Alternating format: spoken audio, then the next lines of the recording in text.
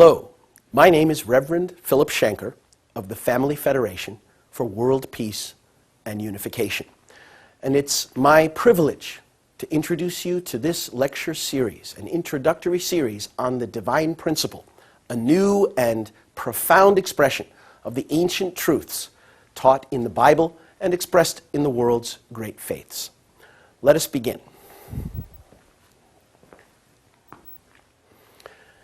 By way of introduction, let us first consider the purpose and value of human life. We can recognize that everyone on earth is struggling to attain happiness and at the same time to avoid suffering or misfortune. Well, let us ask, what is it that makes a human being happy? Immediately our answer would be that people feel joy when their desires are fulfilled. But we had better recognize that desire has many expressions. We have desires within us that reflect our original nature to be and to do good. Now, when we express these desires, we find satisfaction, a sense of confidence and integrity, and we can look people straight in the eye and have confidence in ourselves. However, there are other desires within us that when we express those out of selfishness or a moment of need or greed, we may find a moment's satisfaction or relief from pressure, but ultimately the pang of conscience will overtake us. Within the self-same individual are two opposing inclinations: the original mind, which desires to be and to do good, and an evil or selfish mind, which seems to pursue a more wicked and corrupt purpose. Now, these two natures are engaged in a fierce battle, striving to accomplish these two contradictory and conflicting purposes.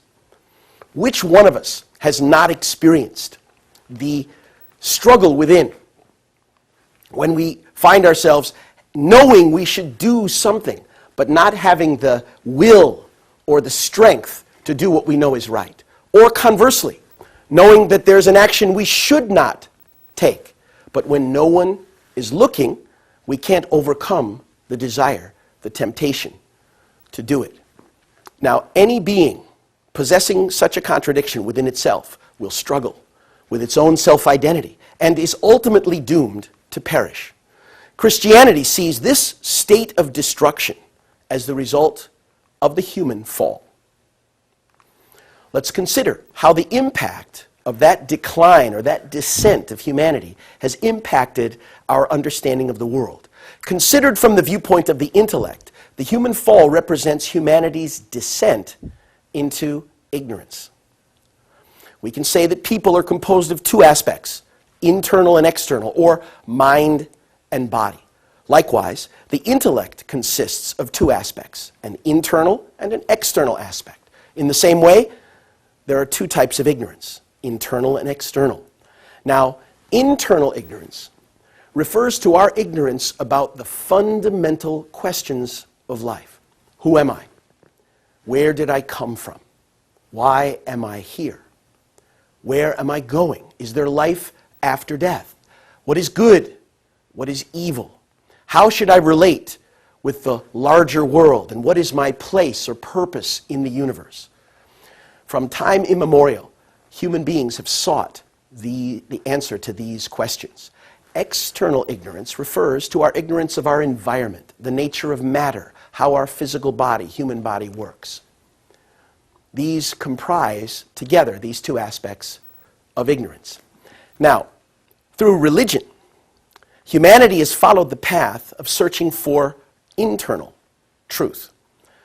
Anthropologically, from the time human life arose on the face of the earth, we find that human beings were compelled to be awed by the power of nature, to recognize in those powers something greater, to seek to worship or relate or appease those powers. Naturally arose the desire to take care of the souls of their departed loved ones. And so funerals, unlike the animals before them, we began these kinds of rituals and practices. So through religion, humanity has followed the path of searching for internal truth. At the same time, through science, humanity has pursued the external truths. In this way, we've sought to understand how our physical body works, the nature of matter, and how the universe operates, the laws and principles, and to improve the conditions of life for all people. Now, these two endeavors, pursuing different realms of the human experience, have seemed at times in the course of their development to take positions that were contradictory or even irreconcilable, such as the biblical understanding of 6 days of creation versus science's awareness that life evolved over a long period of time. But these are not necessarily contradictory. And in fact, for humankind to completely overcome the two aspects of ignorance and fully realize the goodness which our original mind desires, at some point in history, there must emerge a new truth which can reconcile religion and science and resolve their problems in an integrated understanding. This is one of the missions of the new truth, to bring about this harmonized view of life and in that way empower us to realize a world of goodness. What else can we say about the mission of the new truth? Well, first of all, this truth should be able to lift humanity through a broad and unified vision into a new age, a new world. At the same time, the truth should be able to embrace all historical religions, ideologies, and philosophies, be able to understand these varying perspectives, provide the big picture, and show the relevance of each part, and in this way, bring harmony and unity among them.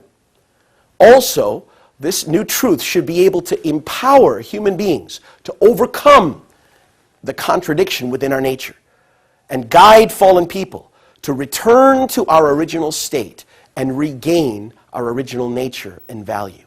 Now, this is precisely what the divine principle has the power to achieve. This teaching is not the result of philosophical inquiry or academic library research. It is revealed understanding. It came as a revelation. It is presented in a format relevant to people of today and approaches the problems of life in much the same way that any modern person would approach a problem. For example, when we are sick, we go to a doctor.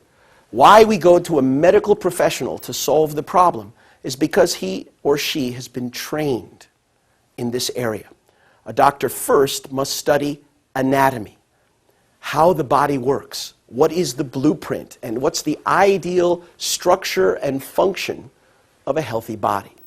Secondly, a doctor then can study pathology, how disease arises, where does the body tend to break down, what is the problem that causes bad health or problems.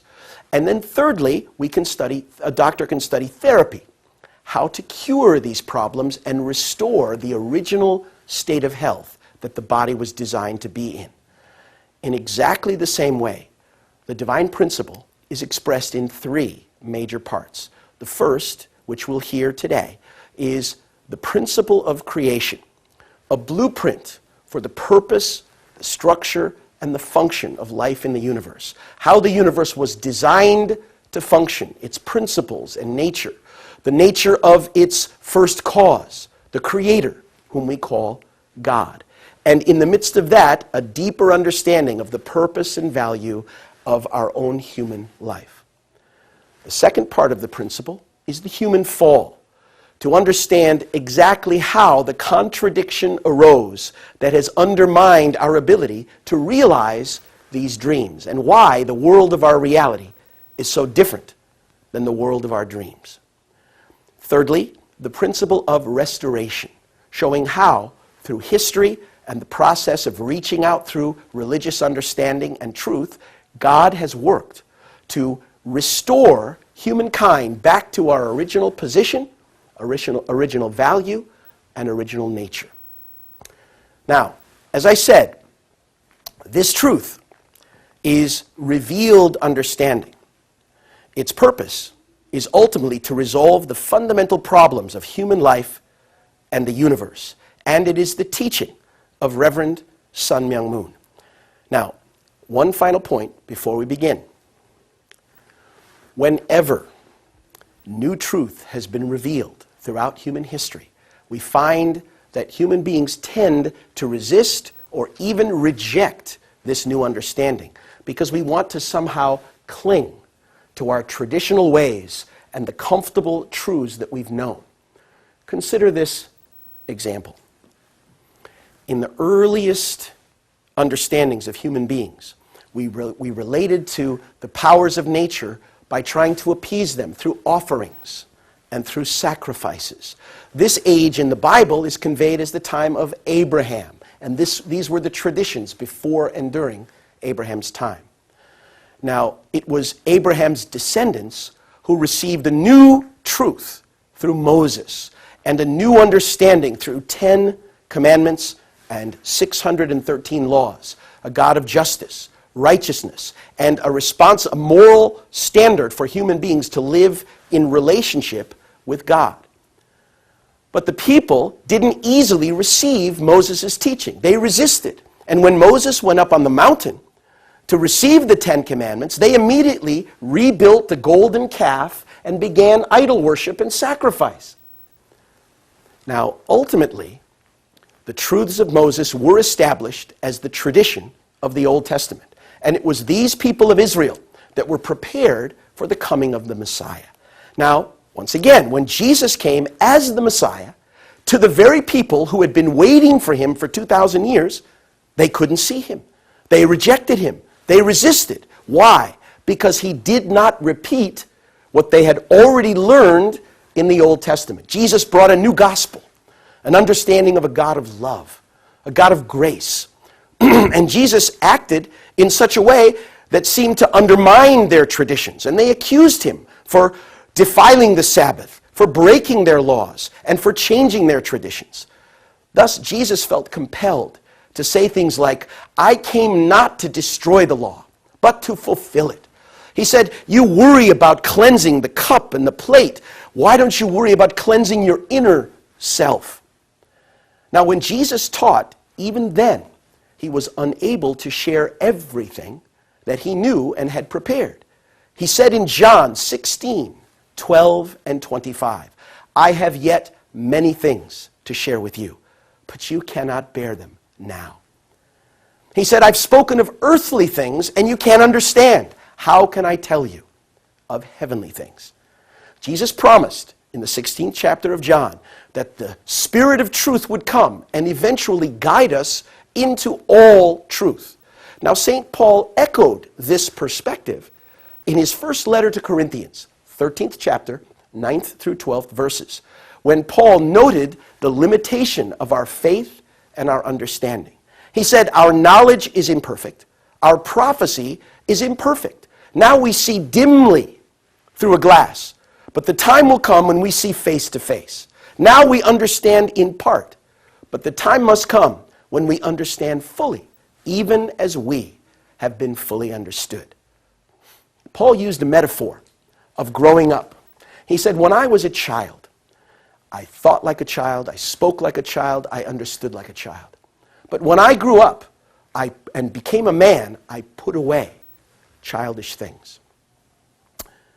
My brothers and sisters, through the divine principle, we can now come to a new understanding of our traditional faith, and in many areas of that faith, we can put away childish things.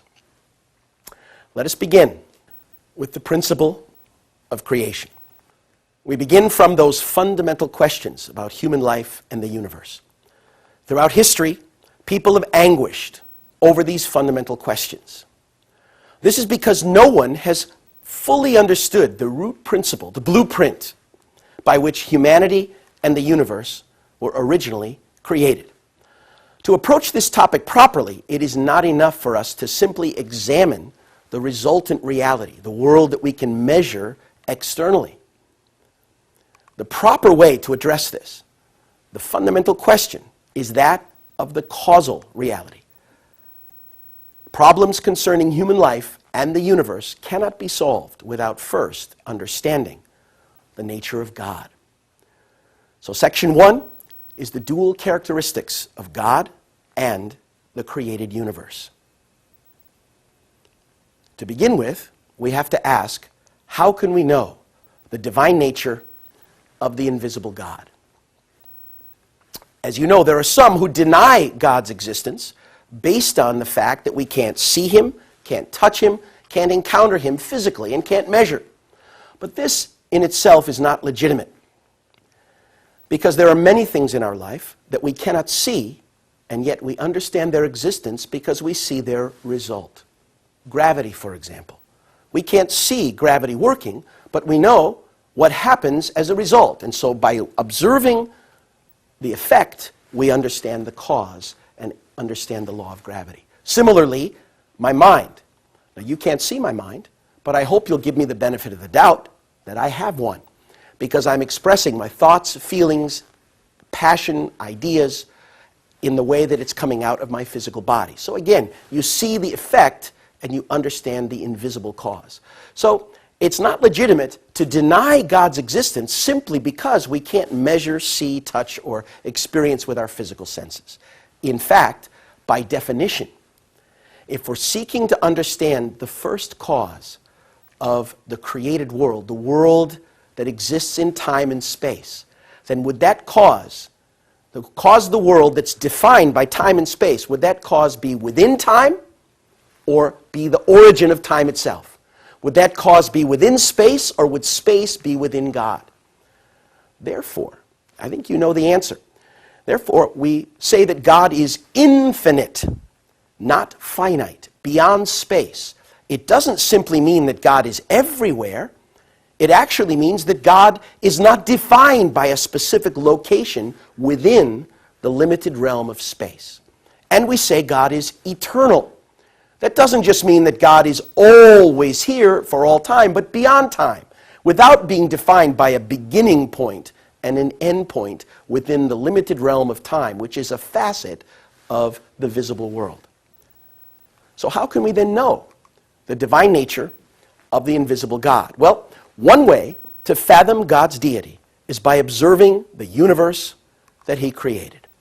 Just as we come to know the character of an artist through his works, let's look more closely. So we can understand the nature of God by observing the diverse things of the creation. For example, in the plays of Shakespeare, we find a diversity of topics, but common themes that run throughout these plays. The struggle between men and women, the battle between good and evil, the imagery of light versus dark. Now, these themes are consistently running through all of the plays and tell us something about the nature of the author. And if we find recurrent themes that are expressed in every single form of life, from simple to complex, will it not tell us something about the author of life? Likewise, look at the paintings by Van Gogh. You look at 10 paintings, you could recognize the characteristic style of the artist, even though the subject matter is different, because the style reflects the artist's passion, emotion, and inner nature. So just as we can understand Van Gogh by his paintings, or Shakespeare by his writings, we can understand something about the creator, the cause, by looking at the world he created, the visible effect. Therefore, St. Paul wrote in Romans 1:20, ever since the creation of the world, his invisible nature, namely his eternal power, his deity, his godlike nature, has been clearly perceived in the things that have been made. So let's look first then at the common elements in the natural world. We'll begin by pointing out these elements that are found universally in all things. Every entity, first of all, possesses the dual characteristics of yang and yin, or as we would say in the West, positivity and negativity. More fundamentally, however, every entity also possesses another set of dual characteristics, that of outer form and inner quality. Now, the visible outer form resembles the invisible inner quality. The inner quality is called internal nature, while the shape or structure is called our external form. Now, when we say that the inner and outer aspect is more fundamental, let's look at human beings. Before you are a man or a woman, you are more fundamentally human. And our human personality differentiates us from animals, plants, or any other living thing. Human personality arises from the inner nature, our thoughts, feelings, character, conscience, and how we express that in our visible form. So masculinity and femininity are attributes or expressions of human personality. And of course, every man, every woman has elements of both. A man is not all masculine, a woman is not all feminine. These are two essences that are harmonized within each person. Now, since internal nature and external form refer to corresponding inner and outer aspects of the same entity, then the external form could also be understood as a second internal nature, a visible expression of the internal nature.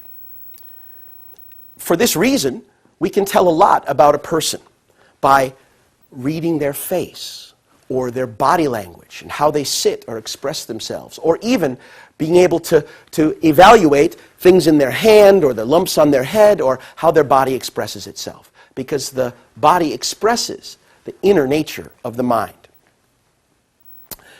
So the internal nature and external form together constitute dual characteristics. Now let's look at every form of life in the universe in general. Let's look more closely at this. When we go to the most simple forms of life, particles, here on your left.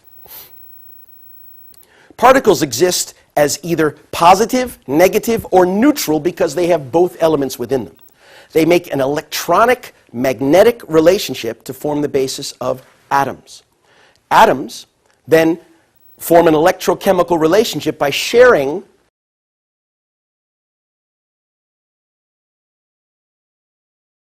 an electron with another atom to form the basis of molecules.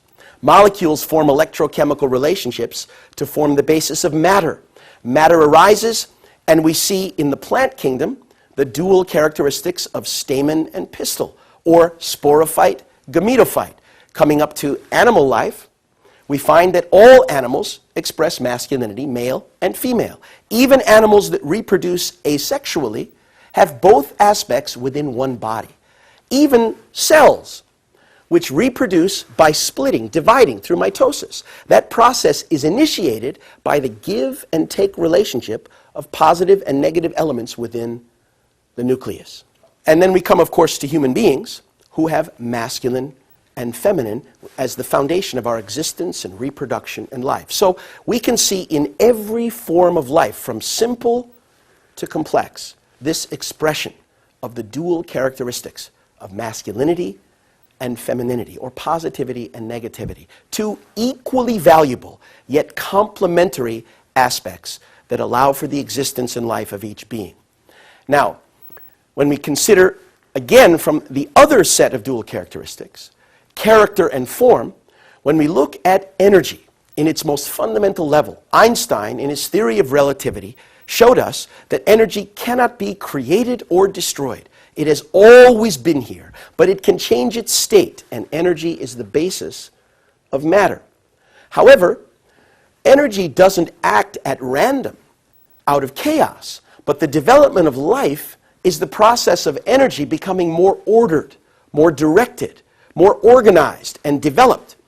So energy seems to act according to a lawful and principled nature. There's some inherent directive aspect that governs how life develops in the universe. When we look at matter, which is composed of energy, once again, we see in the laws of chemistry and physics that each of the elements in the periodic table acts and reacts according to its unique nature. Now, when we see these atoms and molecules come together and forming higher forms of life, such as plants, plants act also according to a lawful, directive element within them. For example, the roots will always grow toward the water. The leaves will always follow the sun. Yet we can't cut open a plant, pull out the law, and now the plant is going to be unclear and undirected. The plant's mind, or its lawful nature, is inherent within the nature of the plant. Likewise, animals Let's consider closely. Likewise, animals are governed by their animal mind, which is primarily based upon instinct. And human beings have all of these elements. Human beings have all of these elements, and yet we also have a deeper aspect of our mind. We have self-awareness. We have a moral capacity to evaluate good and evil. We recognize the moral law and are conscious of our relationship with the larger universe. Our conscience is the basis of the human mind. So once again, from simple to complex, we see that there is a consistent pattern that every single entity exists with these two sets of dual characteristics. Now let's consider the relationship between God's internal nature and external form and God's original masculinity and femininity. God's original internal nature and original external form each contain the expressions or attributes of original masculinity and original femininity. Similarly, when we look at human beings, we could understand that within our mind there are masculine and feminine natures, such as initiating and dominating and guiding versus nurturing and listening and reflecting, etc. Also, in our physical selves, there are masculine and feminine attributes. Within God, therefore, original yang and original yin, original masculinity and femininity are attributes of his original nature and his original external form. Now, within the first cause, God's original internal nature must contain the essences of all the law, principle, plant, inner natures of everything in the universe. And God's original external form must contain the essence of all the matter in the universe, which is itself energy. Likewise, within the Creator, there must be the essence of all the masculine natures in the universe as well as all the feminine natures in the universe. Now, the masculinity and femininity within the Creator is not some strange or foreign concept, but actually, in the Bible, in Genesis 1:27, it is stated clearly, God created man in his own image. In the image of God, he created him, male and female. He created them. So, man is not just males, but man is male and female in the image of God. Well, let's stay here. So, to summarize, we can say that God is the subject and the harmonious union of these natures of inner and outer, inner nature and external form. Likewise, God is the harmonious union of masculinity and femininity, which are manifestations or attributes of the qualities of his character and form, respectively. Now, God stands as the subject partner toward the universe, having the qualities of internal nature and masculinity or subjectivity in relationship with the universe, which responds to God and has the more external aspect or is feminine in response to God. This is the only reason we can justify calling God He or calling God our Father. Because while containing both masculine and feminine natures, the position that God takes is the initiating, subject, and internal position, or the masculine position in relationship to the universe. Now, the relationship between God and the universe can be summarized, therefore, thusly. God is the invisible subject partner, and the universe as a whole is an object to God, an object partner. According to the principle of creation, God's dual characteristics manifest themselves in the universe either symbolically or in image as individual embodiments of truth, which constitute the universe. In other words, God expresses himself in his image and likeness, human beings, or symbolically in the rest of the natural world. Let me explain. Every existing being is created reflecting the nature of God with character and form manifested masculine and feminine. These two sets of dual characteristics. This is universal, all forms of life. It's for that reason that when we want to understand our own structure and function in biology class, we will cut open a frog or some other animal to analyze the systems that are more simple versions of what has developed into us, because life develops according to this consistent principle. Now, when we say human beings are an image and the rest of the natural world are symbolic in nature, please consider this. When a hyena laughs, he hasn't just heard a joke. You've heard of a laughing hyena, but he's not laughing at something that's funny, nor does he understand something being funny. Or more specific, but only symbolizes that element that we can relate to. Another good example would be if you would see a graceful swan gliding through the water, extending its neck like a ballet dancer, next to an ugly duckling, wah, wah, wah, wah, wah, wah, going back and forth. Now, externally, one looks graceful and with repose and calm and beauty, while the other has a different external expression. But in fact, inside them, they are governed by the same instinctive desire 24 hours a day to find food. The swan is not actually being graceful, thinking gracefully, etc., but symbolizes that fact. In another sense, when we look at the winter sky, in winter when the trees are barren, when the sky has become gray, when the cold winds blow, there's a feeling of desolation and loneliness and reflection and depth that's evoked within ourselves as human beings. But the trees aren't lonely. The sky isn't sad. The natural world is only symbolically reflecting these qualities. But you and I as human beings, we feel them. We understand them. We can connect to them. That's why our relationship with the divine nature of our Creator is one where we can pray. We can reflect on these things. We can respond and relate to the nature of God.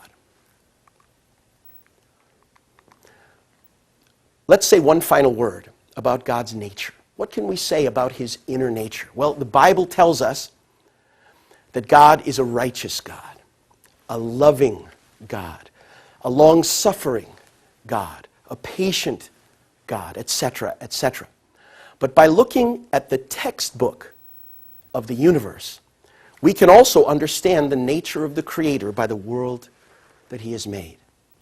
What is it that allowed chaos to become cosmos? The foundation for this cosmos is that everything has order. There's order. Why is there order? Because everything follows law. And behind these laws are purpose, value, and productivity. So there's principle behind these laws. Order, law, and principle is the foundation for the cosmos.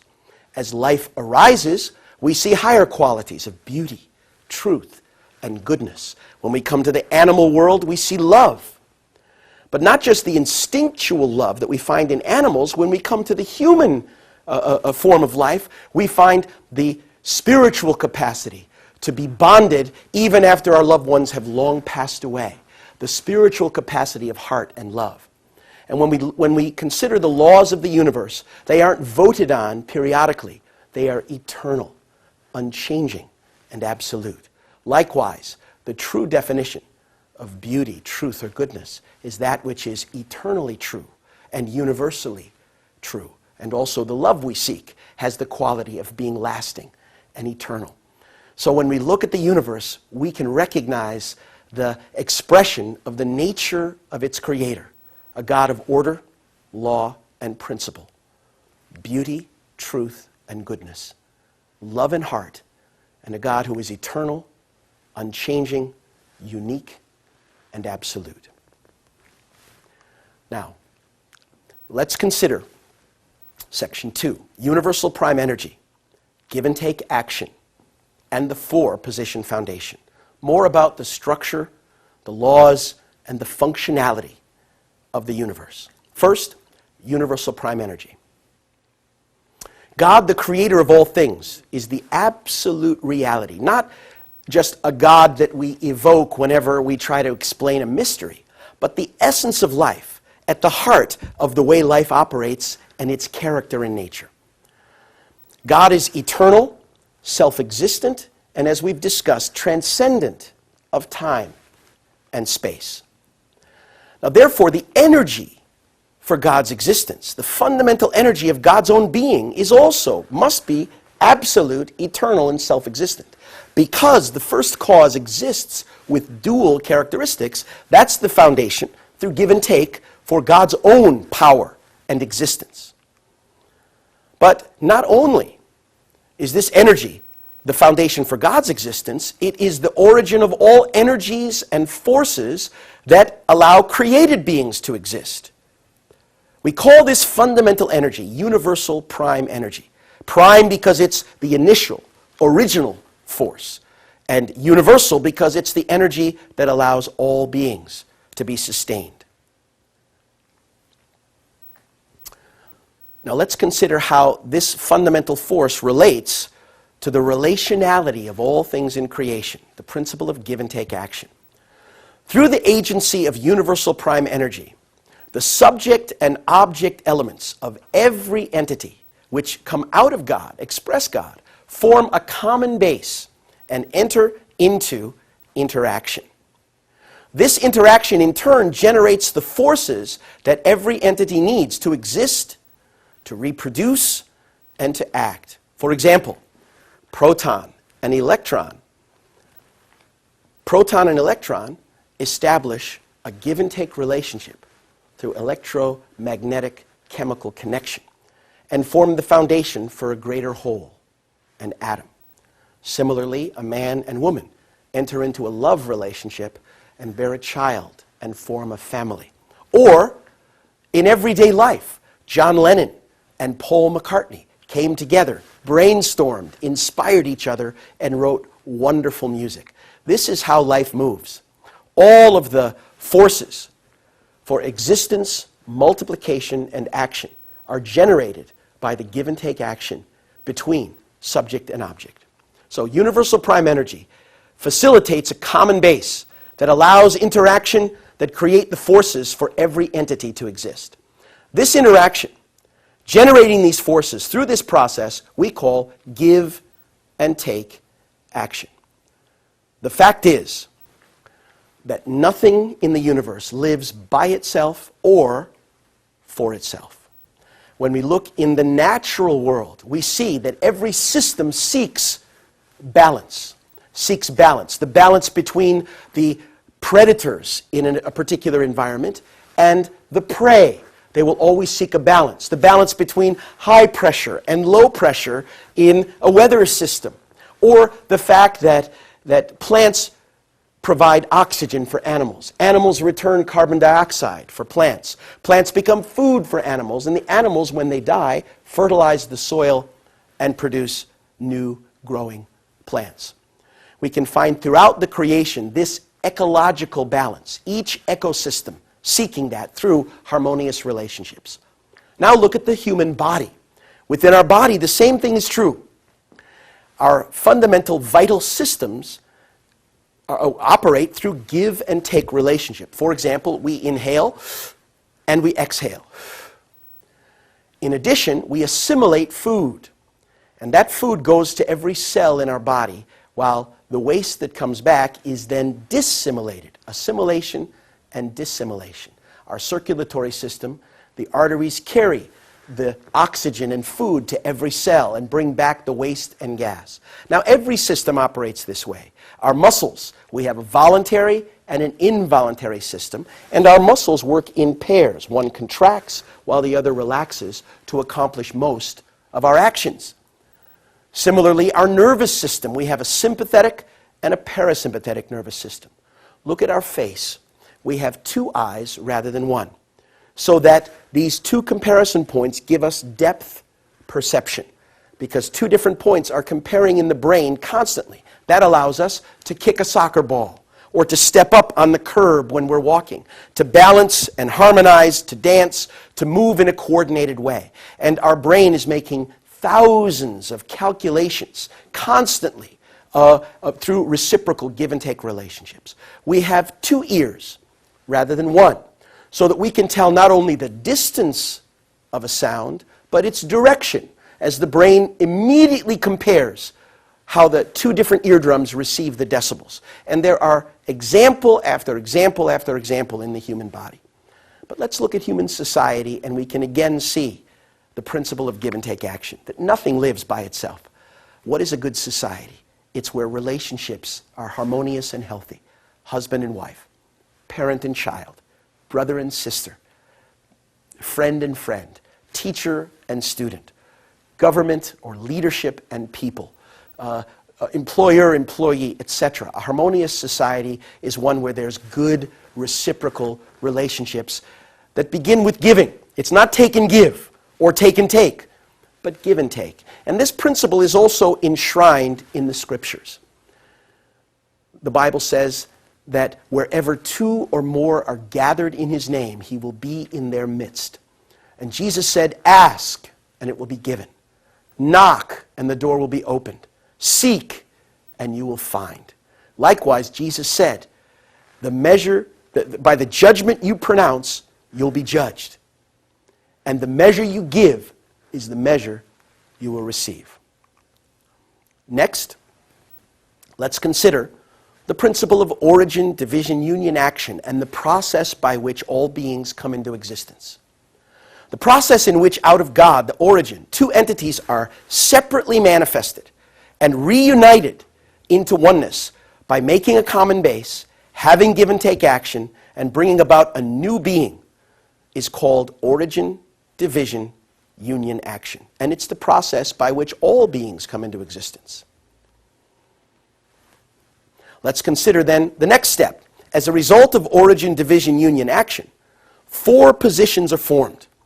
God, the origin, the divided subject and object partners that express His dual characteristics, and the result of their relationship, a union. These four positions then constitute the foundation for the fulfillment of that being's existence. Now, any one of these four positions may assume the position of the subject partner and engage the other three as its object partners, forming a communion of three object partners. For example, God, of course, loves, cares for, and invests in each of the other three. And yet God will also respond to the needs, desires, or situations of each of the other three. Likewise, a man may feel responsible to lead and protect and take responsibility for his family. But a mature man, a mature person, knows how to, recognizes that every relationship, every couple is unique. And a mature man knows how to listen to his wife when necessary, how to allow her to lead in the areas where she is strong. And every relationship is a dynamic one and involves not only husband and wife, but can be sometimes mother and son, or father and daughter, or brother and sister, etc. And finally, a child, of course, is an object toward its father, mother, and ultimately the Creator. But also, when that child is in need or has a desire or expresses itself, parents will respond, as will God through them. So here we see these purposes of three objects for each of these beings. So let me summarize. When each of the four then acts as the subject partner and enters into give and take with the other three revolving around it, they fulfill the three object's purpose. When the origin, therefore, and the subject and object partner projected and their union fulfill these three object purposes, a foundation of four positions is established: God, subject, object, and union. This foundation of four positions is what every form of life in the universe strives to achieve and is defined by. So the foundation, the four-position foundation, is first of all the root of the principle of three stages. Because this comes about through origin, division, and union, we will see that there are three stages in the development of life, which we'll talk about later. And the number three is expressed in the nature of our reality in the universe in many ways. We'll talk about that. Secondly, the four-position foundation is the root of the number 12, because as each of the four takes on three object partners, then 12 object partners are created. The four-position foundation is the fundamental foundation of goodness and the realization of God's purpose of creation. It's how each being fulfills its purpose and reflects God's nature and ultimately achieves goodness by achieving the four-position foundation. It's the fundamental foundation for the life of all beings, providing all the forces necessary for their existence. Therefore, we can say that the four-position foundation is God's eternal purpose of creation, because every being strives to achieve it. Now, in human life, what is this four-position foundation? God, man, woman, and child. It is the family. Not just any family, but a God-centered family. And so Jesus said in the 19th chapter of Matthew, haven't you read that from the beginning he who made them male and female, and said for this reason the two are to become one flesh. So they are no longer two, but one flesh. And what God has joined together, let not man put asunder.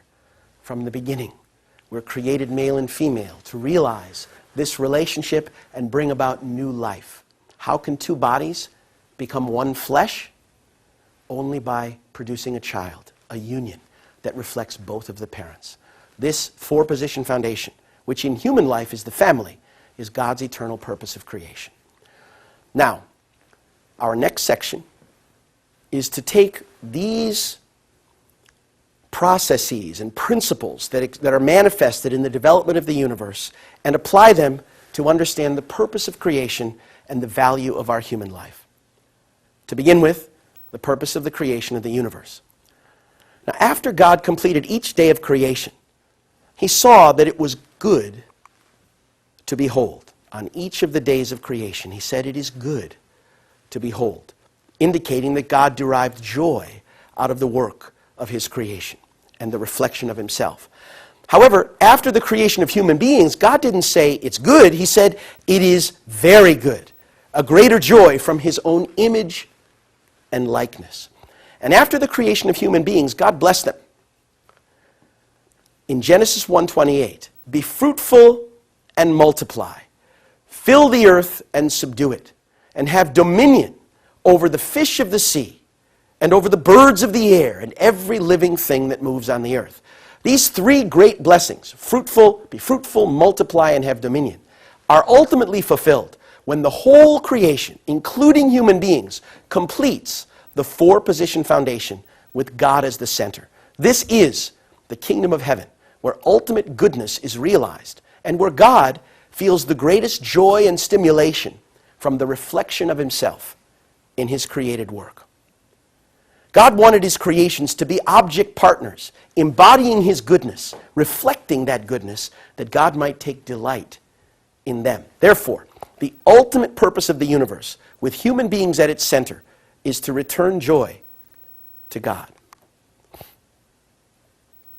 Let's consider then how all of the universe can become good object partners for the joy of God. How is joy produced? Joy is not produced by an individual alone. If I would ask you, what is your favorite pastime? Some of you would say reading a book, others would say listening to music, talking to my friends, IMing on the computer, chatting through the cell phone, going to the movies, playing a sport. But none of us would tend to say that my favorite pastime is to spend my time alone in a closet, alone and by myself. Only a person who is deeply wounded or even crazy would desire such an activity. The rest of us would always choose something that involves being stimulated by relationship with an object, because that is the basis of joy. So joy is not produced by the individual alone. Joy rather arises when we have an object partner, whether intangible or substantial, in which our internal nature and external form can be reflected and developed. So let's consider further. If we were to lock you in a room for 1 year and only feed you to sustain you for that year, and with nothing else in the room, and we gave you a choice of having one thing with you, what would you choose? If I gave you the choice between a rock and a plant, only the geologists in our audience would choose the rock and be stimulated by it. The rest of us would choose the one that's more like ourselves, growing, living. We can care for it and be more stimulated by it. If I gave you the choice between the plant and your pet, we would again choose the one that's more alive, more responsive, more like ourselves, unless we happen to be allergic to or hate animals. Between your pet and your child, you know the answer. The one that's the fullest reflection of ourselves provides the greatest stimulation and the deepest capacity for joy. The implication is obvious, that human beings, as the children of God, have the capacity to return the greatest joy and the greatest inspiration to God. Now, once again, the joy that arises can be intangible or substantial. For example, a painter. When a painter envisions a work of art that he wants to create, he's already getting excited, being stimulated. And when he actually realizes the painting, fulfills it, the joy is substantial. But that painting, like the creation we've been talking about, is a symbol of his passion, joy, or sadness. The painting will never wrap its frame around him and cry or laugh with him. It's just a symbol. Likewise, for God, let us consider. God feels the fullness of joy when he is stimulated by his substantial object partners to feel his original internal nature and original external form through them. When the kingdom of heaven is realized through the fulfillment of the three great blessings and the establishment of the four-position foundation, then that world becomes a good object partner that gives joy to God. Let's consider how that's accomplished. Let's define the three great blessings.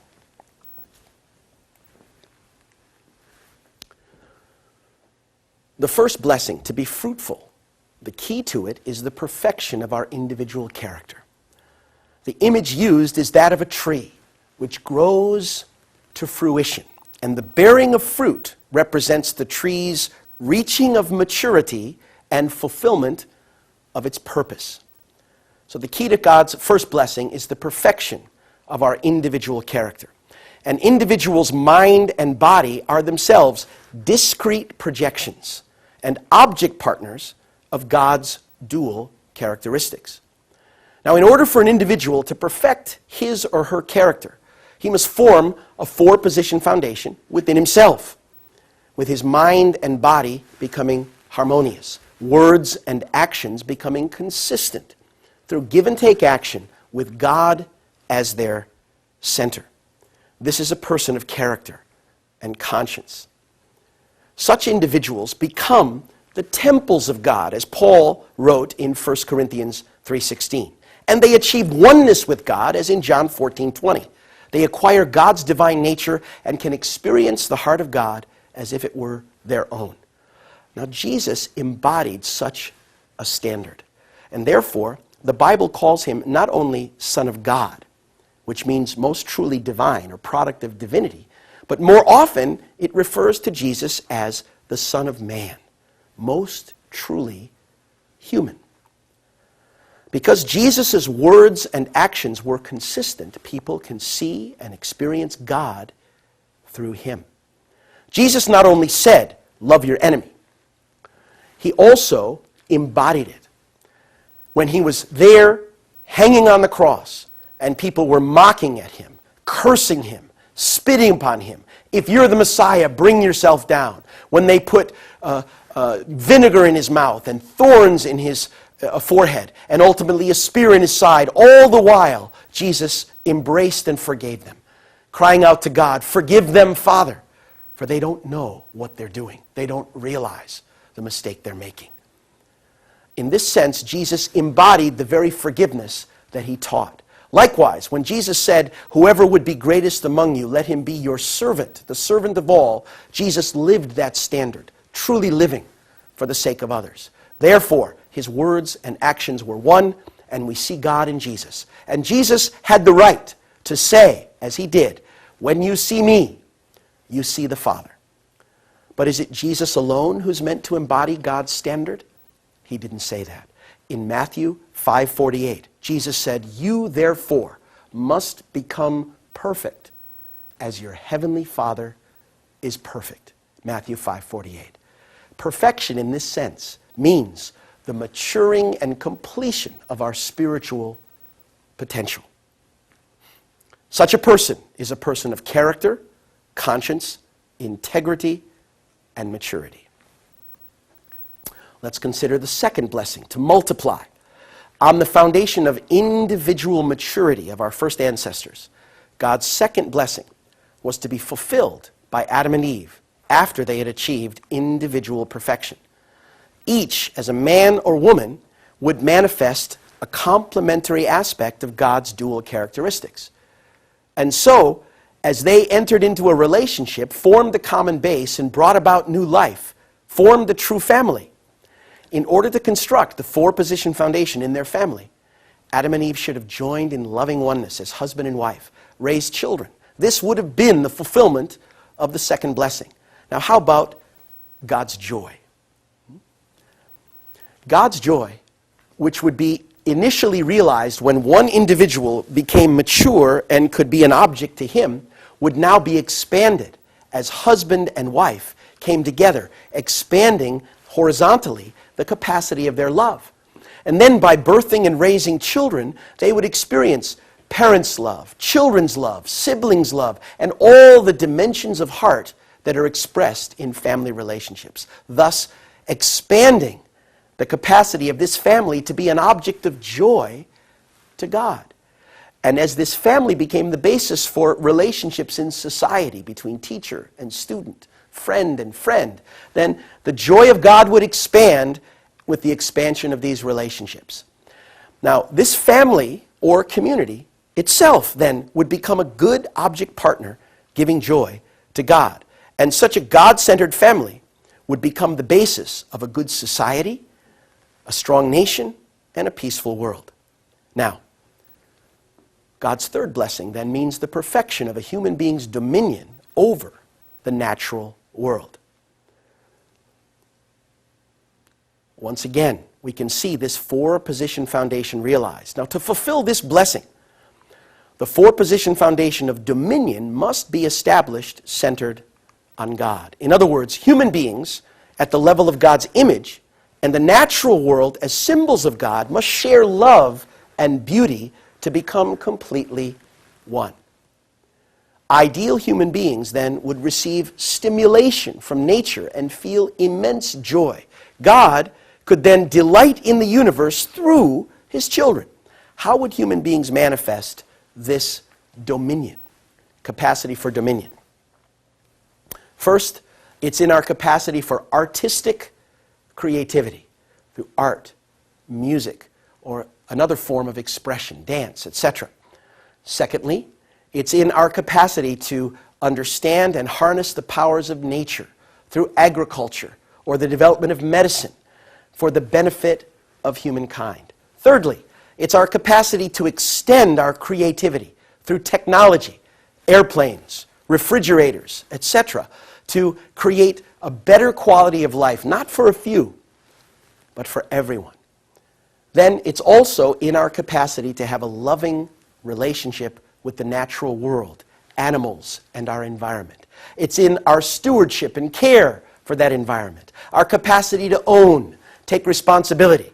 All of these things are within our original nature to fulfill that third blessing.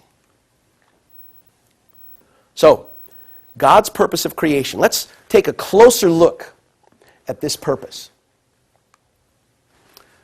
Each of these three blessings represents the fulfillment of a four-position foundation. Had God's purpose of creation been realized in this way, an ideal world without even a trace of sin would have been established on the earth. We call this world the kingdom of heaven on earth. And Jesus taught us then to pray, "Thy kingdom come, thy will be done on earth as it is in heaven."